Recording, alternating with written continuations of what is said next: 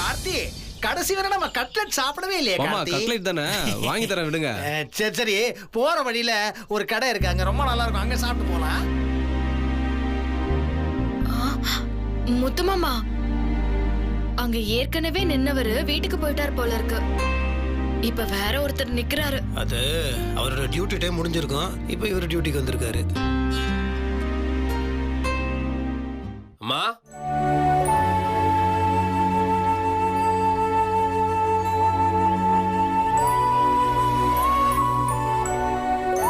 சொல்லுங்கய்யா.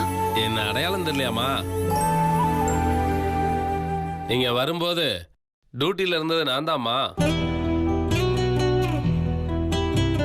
இப்பதாம்மா நான் ட்ரெஸ் மாத்திட்டு வரேன். ஐயா, ஆச்சரியமா இருக்கு, அடையாளமே தெரியவே இல்லையா? வாய் நிறைய ஐயா ஐயான்னு கூப்பிடுறீங்க. அப்படி கூப்பிடறதுக்கு தகுந்த மாதிரி என்கிட்ட அன்பா நடந்துக்கிட்டீங்க. இங்க வர்ற எல்லாரும் எங்களை ரொம்ப கேலியும் கிண்டலும் பண்ணுவாங்க. எங்களை எல்லாரும் வேடிக்கை பொருளா தான் பார்ப்பாங்க. ஆனா நீங்க தான் எங்களையும் ஒரு மனுஷனா மதிச்சு அதிரசம் முறுக்கெல்லாம் கொடுத்து தண்ணியும் கொடுத்தீங்க. என்னைக்கும் நீங்களும் சரி, உங்க குடும்பமும் சரி நல்லா இருக்கணும்மா.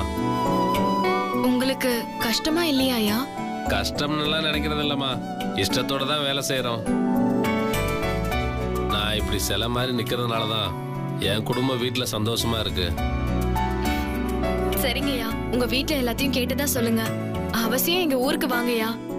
மாமா, அவருக்கு நம்ம விலாசத்தை கொடுங்க. ஐயா, என் நம்பர் நோட் பண்ணிக்கோங்க. சொல்லுங்கய்யா.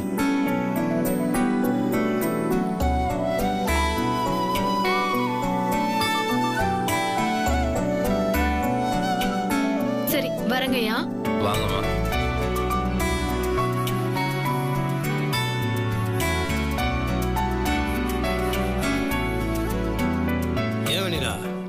எங்க போனாலும் நீ மட்டும் தனித்துவமா ஒரு விஷயத்த பண்ணிடு. எப்படி அது? போ முத்து மாமா, அவர் சாப்பிடுறதுக்கு தின்பண்டம் கொடுத்தா அத போய் பெருசா பேசிட்டு இருக்க. சரி, அப்போ என்ன கிளம்பலாமா? ஆனா என்ன, தோசை கடையை விட்டு போறதுக்கு தான் மனசு ரொம்ப கஷ்டமா இருக்கு. ஐயோ, என்ன மாப்பிள்ள நீங்க தோசை தோசைன்னா அப்புறம் அமீர்? அமீர், எப்படி இருக்க? நான் நல்லா இருக்கேன். நீ என்னடா கெட்டுக்கிறதுக்கு வராம ஆள் எஸ்கேப் ஆயிட்ட? சாரிடா, பசங்க சொல்லலையா? என்னால அங்க வர முடியலடா. உன் மேரேஜுக்கு வர முடியாதனால உன்னை பாக்குறதுக்கு நேரா வீட்டுக்கே வரேன்டா. இந்த வாரத்துக்குள்ள வந்துருவேன்டா. Super super super. உனக்காக நான் எதிர்பார்த்துட்டு இருப்பேன்டா. ஓகேவா? சரி, ஓகே, சீக்கிரம் வந்து சந்திப்போம்.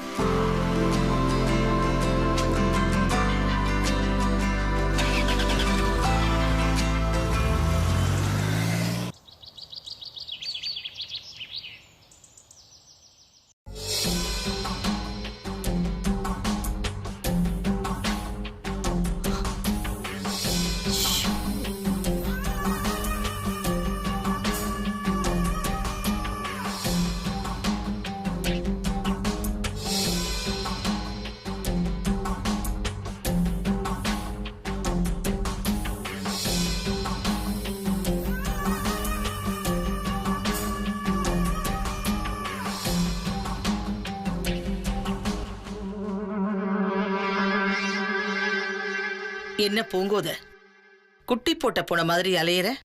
என்ன விஷயம்? சென்னைக்கு போனவங்க இன்னைக்கு வந்துருவாங்களான்னு பாத்துட்டு இருக்கேன். வந்தா என்ன பண்ண போற? என்னம்மா, இங்க எல்லாத்தையுமே போட்டது போட்டபடியே இருக்கு. அவ பாட்டுக்கு அவ இஷ்டத்துக்கு போயிட்டா. அவளை சும்மா விடக்கூடாதுமா.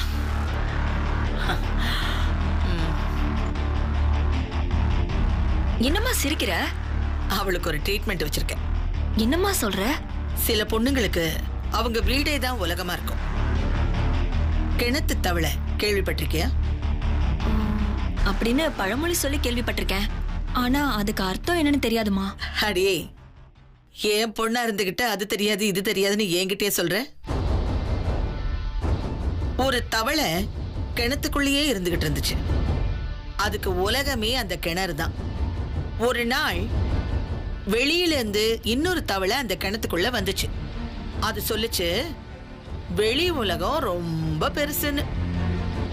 அதுக்கு அந்த கிணத்து தவளை கேட்டுச்சா, என்ன இந்த கிணறு அளவுக்கு வெளி உலகம் பெருசா இருக்குமான்னு கேட்டுச்சான். வெண்ணிலாவும் அப்படி இருந்தவதான். அவளை கூட்டிட்டு போய் இன்னைக்கு முத்தரச வேற ஒரு உலகத்தை காட்டுறதுக்கு முயற்சி பண்ணியிருப்பான். ஆனா வெண்ணிலாவுக்கு இதெல்லாம் புரியாது பூங்கோத. இந்த வீடுதான் அவளோட உலகம். அதனால அவளோட உயிரை புடுங்குற மாதிரியான விஷயத்த பண்ணணும். அப்படின்னா அவளுக்கு ஏதாவது மருந்து கலந்து தரப்போறியாமா? என்னைக்குமே சூடு வெளியே வச்சாதான் சூட்டோட தழும்பு வெளியில தெரியும். உள்காயமா இருந்துட்டா அது தெரியவே போறதில்ல. அத வெளியில கூட சொல்ல முடியாம நான் வைக்க போற சூட்டுல அவ தவிக்கணும். அதாமா, என்ன பண்ண போற? பார்க்கத்தானே போற. மருது, நான் சொல்ற ஏற்பாடெல்லாம் நீ பண்ணணும், புரியுதா?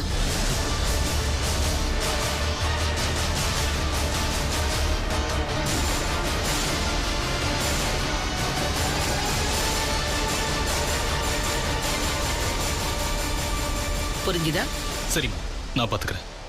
அம்மா, நான் எதிர்பார்க்கவே இல்லம்மா. வர வர நீ சொல்றது பண்றது எல்லாமே அசத்தலா இருக்குமா.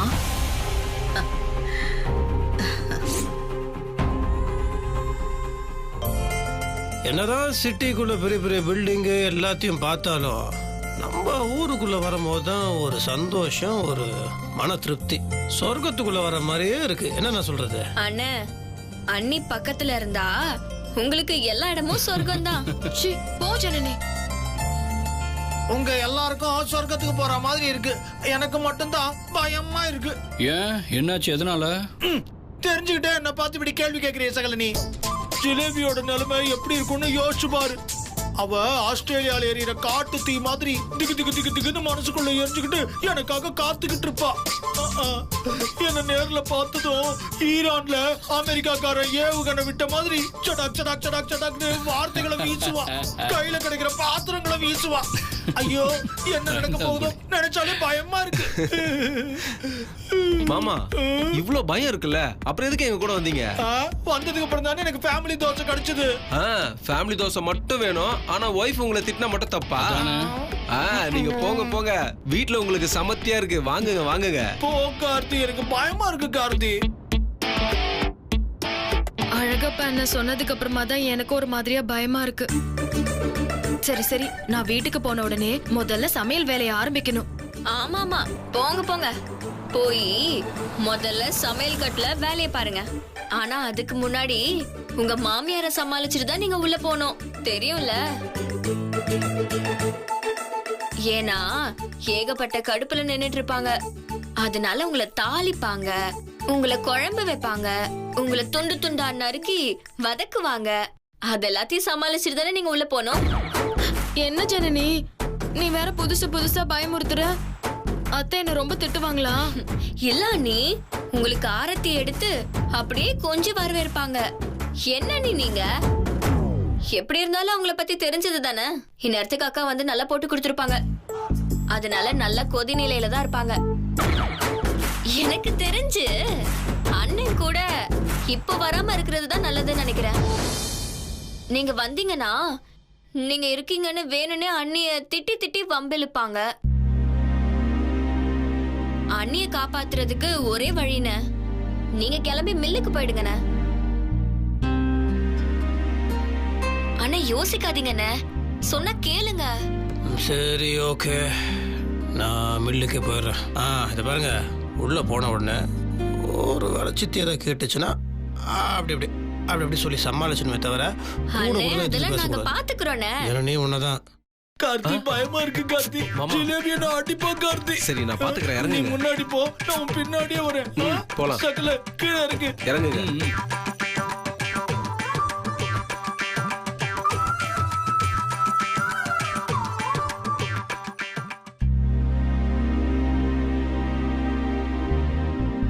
வெளியில கிளம்பட்டுமா? சரி முத்து மாமா. பயந்துட்டே இருக்காத. திட்டுவாங்கன்னு நினைச்சிட்டே இருந்தேன்னா கண்ணா அப்படின்னு திட்டுவாங்க. அதெல்லாம் ஒன்றும் ஆகாத தைரியமா போனேன்னா ஒண்ணுமே நடக்காது. புரியுதா? சரி முத்து மாமா, நான் பாத்துக்கிறேன். மாமா, உனக்கு சாப்பிடுறதுக்கு? அதெல்லாம் நான் பாத்துக்கிறேன். சிரிச்சிட்டே போ. பாய் குட்டி, பாய். மில்லுக்கு தான் போறேன். பாய். ஜனனி என்னதான் அது இதுன்னு பேசினாலும் உள்ள வரதுக்கு ரொம்ப பயமா இருக்கு ஜனனி. எத்தனை நாளைக்கு பயந்து பயந்து பிரச்சனையை பார்த்து விலகி ஓட போறீங்க? வாங்க நீ பாத்துக்கலாம். நான் சும்மா விளையாட்டுக்கு தான் நீ சொன்ன. இதுக்கெல்லாம் போய் சீரியஸா எடுத்துக்கிட்டு வாங்க போலாம்.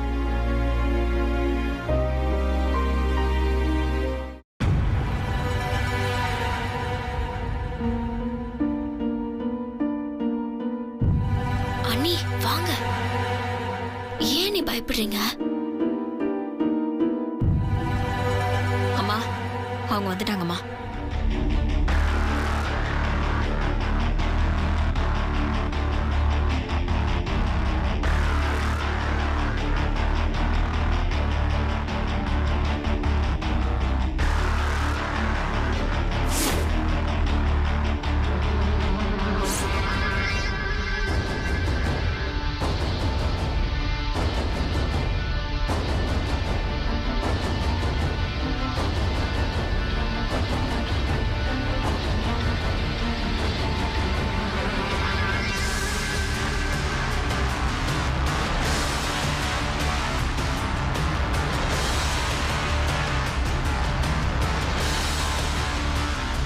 என்கிட்ட சொல்லாம கொள்ளாம சென்னைக்கு போயிட்டீங்கல்ல, உங்களுக்கு இருக்கு.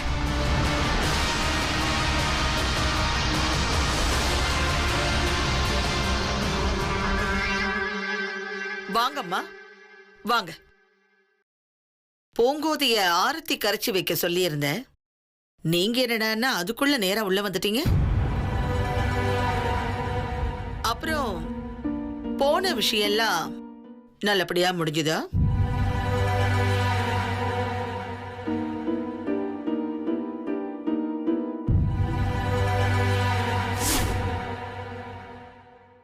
கல்யாண புடவைய மறுபடியும் எடுத்து கட்டி இருக்கிற மாதிரி தெரியுது. ஆமாமா, அதே மாதிரி புடவைதான் மறுபடியும் தேடி பிடிச்சு வாங்கி கட்டி இருக்கா. ஒருவேளை இத மறுபடியும் எடுத்துக்கூடன்னு சொல்லி அடம் பிடிக்கத்தான் என் புள்ளிய உன் கூட கூட்டிக்கிட்டு போனியோ? சேச்சே அப்படிலாம் இல்லத்த. என்ன இல்லத்த? திடீர்னு கிளம்பி ஃப்ரெண்ட்ஸ பாக்குறேன் அது இதுன்னு சொல்லி அவன் கிளம்பி உங்களையும் கூட கூட்டிட்டு போயிருக்கான். உங்க எல்லாருக்கும் சென்னைக்கு போறோம்னு தெரிஞ்சிருக்கு. இப்ப நான் கேட்டா இல்லத்த அது இதுன்னு சொல்றேன். நிஜமாவே முத்து மாமாவோட ஃப்ரெண்ட்ஸ் எல்லாம் அங்க வந்தது நிஜம்தான். மாமாவோட படிச்சவங்க எல்லாருமே அங்க வந்திருந்தாங்க அப்படின்னு முத்தரசன் உன்னை சொல்ல சொல்லி கூட்டிட்டு வந்தானா? அம்மா என்னம்மா வந்ததும் வராததுமா இப்படி வம்பிழுக்கிறீங்க? நான் உங்ககிட்ட பேசினேனா? நான் வெண்ணிலா கிட்ட பேசிக்கிட்டு இருக்கேன், நீ எதுவும் பதில் பேசாத, புரிஞ்சுதா?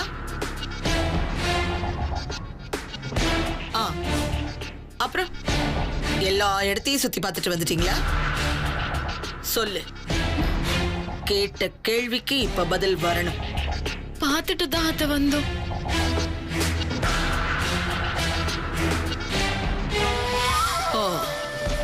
புடவை எரிஞ்சு போச்சுன்னு நீ கண்ணை கசக்கினது உன் புருஷனுக்கு தாங்கல. உடனே உன்னை சென்னை வரைக்கும் கூட்டிகிட்டு போய் தேடி புடிச்சு அதே டிசைன்ல இந்த புடவையை உனக்கு வாங்கி கொடுத்து கூட்டிகிட்டு வரா.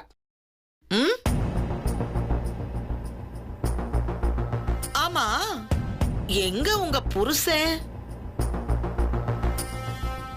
என்ன முத்தரசன்னு சொல்லாம எங்க உன் புருஷன்னு சொல்றேன்னு பாக்குறியா? என் மகனா நடந்துகிட்டா முத்தரசன்னு சொல்லுவேன். ஓம் புருஷனா நடந்துக்கிறதால அப்படித்தானே சொல்ல வேண்டியிருக்கு. மெல்லல வேலை இருக்குன்னு போயிட்டாரத்த. இப்ப 4 நாளா இல்லாத வேலை. சித்திய வந்து ஒரு 8 பார்த்துட்டு கூட போக முடியாத அளவுக்கு ஒருத்தரை போட்டு அழுத்தி இருக்கு. 4 நாளா எக்கேடாவது கெட்டு போகட்டும்னு எல்லாத்தையும் விட்டுட்டு போயிட்டான். இப்போ வந்ததும் வராததுமா மில்லுக்கு ஓடிட்டானா? 4 நாள் வேலையும் ஒரே நாள்ல முடிச்சிருவானாமா? மா வேணாமா, இப்படி பேசினா எல்லாம் வளர்ந்துகிட்டே தான் போகும். ஆமாமா, வளர்ந்துகிட்டே தான் போகும். நானும் வெட்டி விட்டுலான்னு தான் பாக்குறேன். முடியலையே, என்ன பண்றது? அண்ணி நீங்க போங்க அண்ணி, நீங்க போய் எல்லாருக்கும் டீ போட்டு கொடுங்க. அண்ணி போங்கன்றல. இந்தாங்க போங்க. உள்ள போங்க போங்க.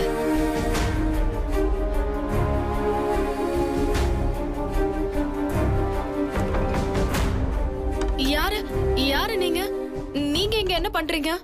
ஏன் மேடம், சமையல் தான் பண்றோம், பார்த்தா தெரியலீங்களா? நீங்க யாரு?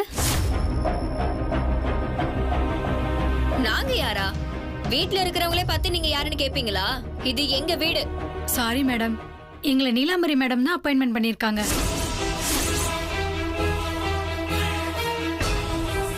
நாங்க கேட்டரிங் படிச்சிருக்கோம். இந்த வீட்ல புதுசா வேலைக்கு சேர்ந்திருக்கோம். வேலைக்கா? சமையல் மத்த மேற்படி வேலையெல்லாம் நாங்களே பாத்துக்கணும்னு சொல்லிருக்காங்க. அதெல்லாம் ஒண்ணும் வேணாம். 2 பேரும் தயவு செஞ்சு வெளியில போங்க. என்ன மேடம் இப்படி பேசுறீங்க? வந்ததும் வராதுமா இப்படி போன்னு சொன்னா என்ன மேடம் அர்த்தம்? எங்களை நீலாம்பரி மேடம் தான் அப்பாயின்மெண்ட் பண்ணிருக்காங்க. அவங்க சொல்லட்டும் மேடம். நீங்க எப்படி மேடம் எங்களை வீட்டை விட்டு வெளியே போன்னு சொல்லுவீங்க?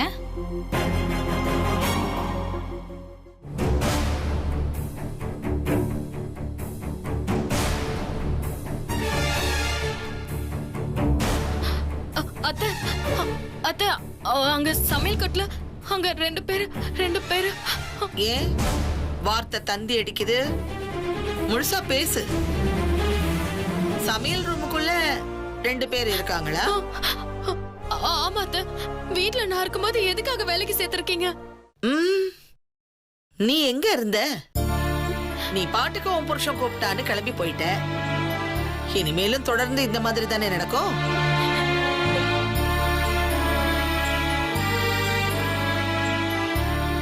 நான் ஒருத்தி இந்த வீட்ல இருக்கிறவ மருந்து சாப்பிடணும், மாத்திரை சாப்பிடணும், வயசானவங்கிற நினைப்பு கொஞ்சமாவது உனக்கு இருக்கா?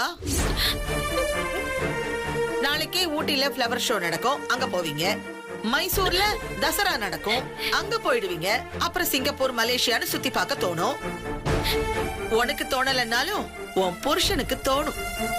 அப்ப நாங்க என்ன பண்றது? இந்த பாருமா, இந்த வயசான காலத்துல என்னால அடுப்படிக்கெல்லாம் போய் சமாளிக்க முடியாது. பூங்கோதைக்கும் உடம்பு சரியில்லாம போச்சுன்னா ஹோட்டல்ல வாங்கி சாப்பிடுற அளவுக்கு இந்த வீடு இன்னும் தரங்கிட்டெல்லாம் போயிடல. இல்ல வேணாத்த, சொன்னா கேளுங்க அத்தை, நான் பாத்துக்கிறேன் அத்தை. நீ பார்த்த லட்சணம் தான் என்னன்னு தெரிஞ்சது இல்ல. போதும் நீ பார்த்த வரைக்கும். சொன்னா கேளுங்க அத்தை, நான் போய் சமைக்கிறேன் அத்தை. நீங்க வந்து சொல்லுங்க அத்தை, நான் போறேன். ஏய்,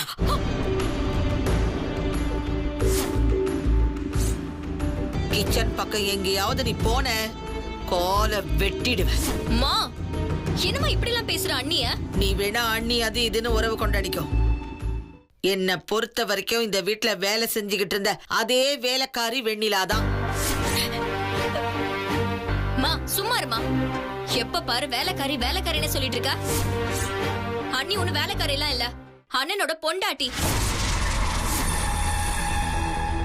அப்பாவோட தங்கச்சி பொண்ணு, எங்களுக்கு அத்தை பொண்ணு, இந்த வீட்டு மருமக. அதுக்கு அவளை மருமகளெல்லாம் பார்க்க முடியுமா?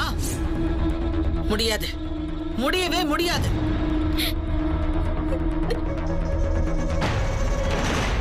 குடும்பம் குடுத்தணும்னு நினைக்கிற பொண்ணா இருந்தா வீட்ல அடங்கி ஒடுங்கி பெரியவங்க சொல் பேச்ச கேட்டுக்கிட்டு இருந்திருப்பா. அவளை தான் கேட்கறதுக்கு யாரும் இல்லைன்னு ஆயிப்போச்சே.